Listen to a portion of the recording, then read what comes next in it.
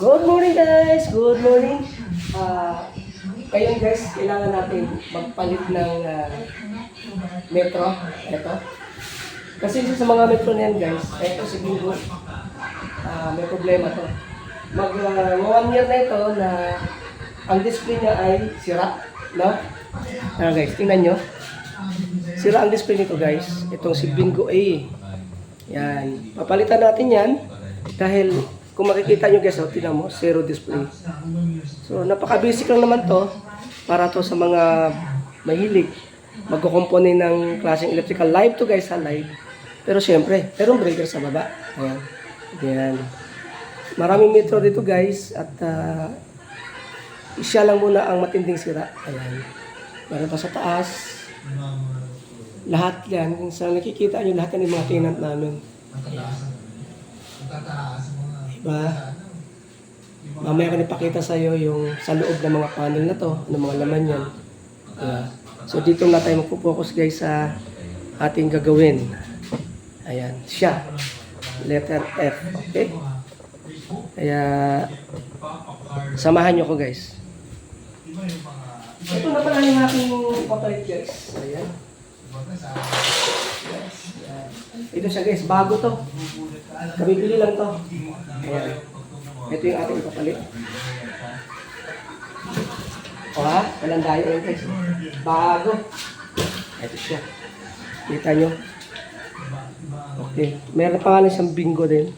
Bingo F. Ibig sabihin, dalawa kasi ang metro ng Bingo. Isang E. Alphabetical kasi ang ano namin dito para mark namin yan. Kung magre-reading ako, yung katapusan ay malalaman namin kung saan ang kanilang metro. Sa dami ba naman yan, di ba? More than 50s tenant namin yan. So letter F siya. Bago guys, tinan nyo. Ipapalit natin dito. Okay? Wait.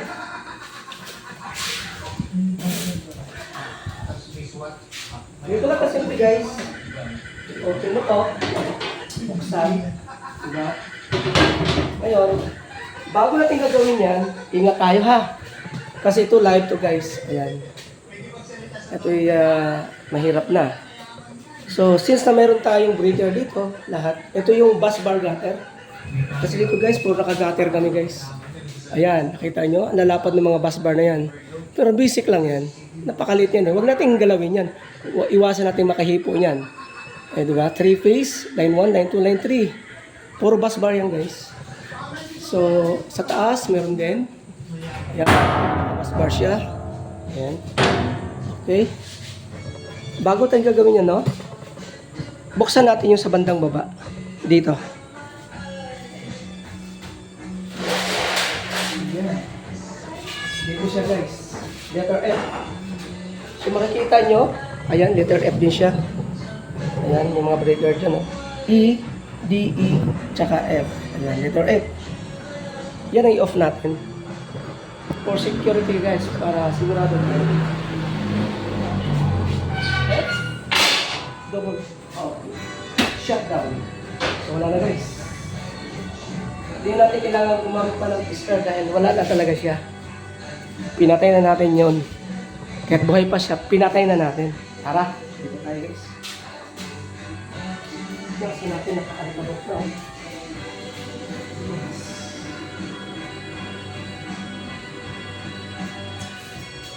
Ganito ang palatandaan ng mga meter guys, 3-phase, tingnan nyo. Kahit naka-shutdown na guys, nagbi-blink-blink pa rin siya. Oh. So paano natin marireading yan? Paano natin ma-determine kung ilan na nakakonsume ni Mr. Bingo? Di ba? Tingnan mo yung isa nila. Ito, active. Oh. Ayan. Yun. Yan. Nagpapalit pa rin yung kaniyang lead. Yung lead display. Oh, kita mo. Ito talaga is totally wala na. Yan ang ating papalitan ngayon. Alright. Dito tayo. Sige. Tuloy natin yan guys. Ilapit natin po ito yung camera para makikita ng ating mga followers, no? Double check again guys. Huwag kalimutan na lagi naka-double check bago tayo gagalaw. Kasi hindi biro ang kuryente guys, di ba? Yan. Hindi biro talaga. Okay. Sige. Patay na yan eh. F. E. iwasan natin mag-spark guys. Dahil mag-spark yan kapag naka-activate yan siya. No? Tara. Simulan na natin ang operation. Unang-unang guys, uga-ugain mo lang naman po. Ganyan. Medyo may katigasan talaga.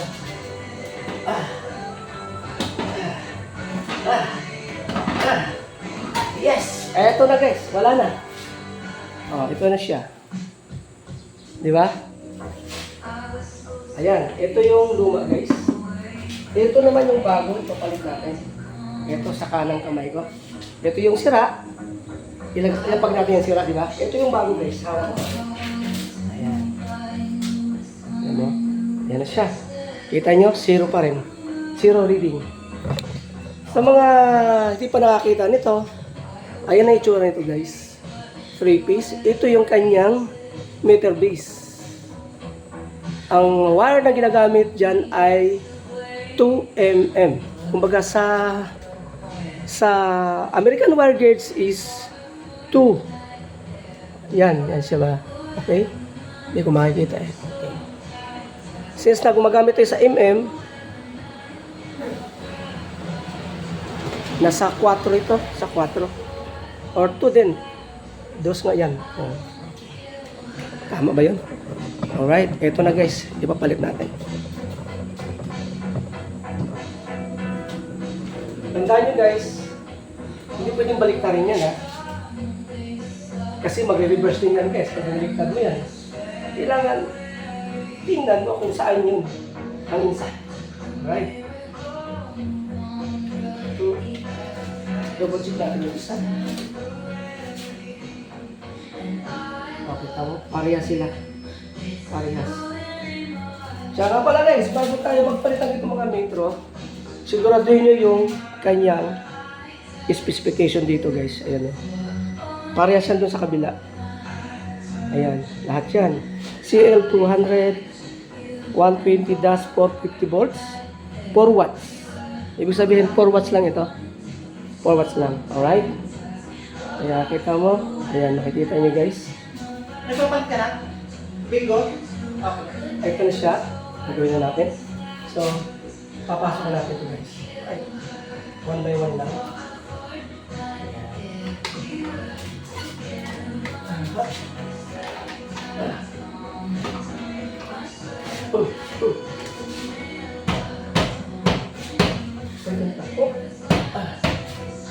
Alala na sa pagpupukpuk guys na.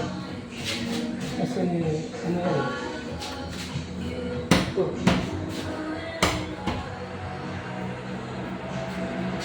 Ayan guys, ayan na. Kita nyo guys? Automatic agad siya nagre-reading. Ayan. Ganun lang kabisik. Madali di ba? Madali lang ito gawin sa mga taong naranasan na rin. Pero kung hindi pa natin maranasan, huwag kayong magta-try guys kasi hindi biro ito no. Current ang kalaban natin. Ayan na. 3-piece meter base yan guys.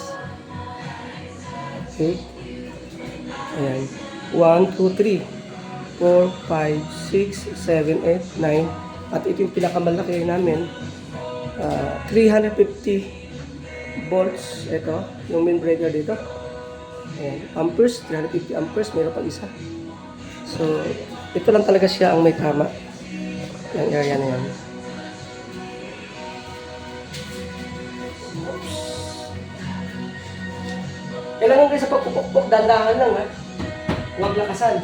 Dahil para hindi maalog ang mga module sa ilalim nitong metron. Basic. Di ba?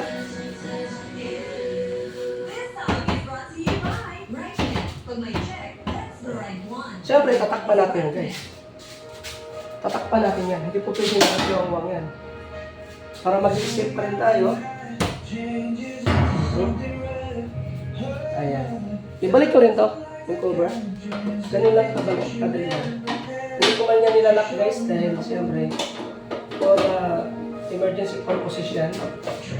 Na mabilis tayo makapag pumpuni. Kung sakasakal. See?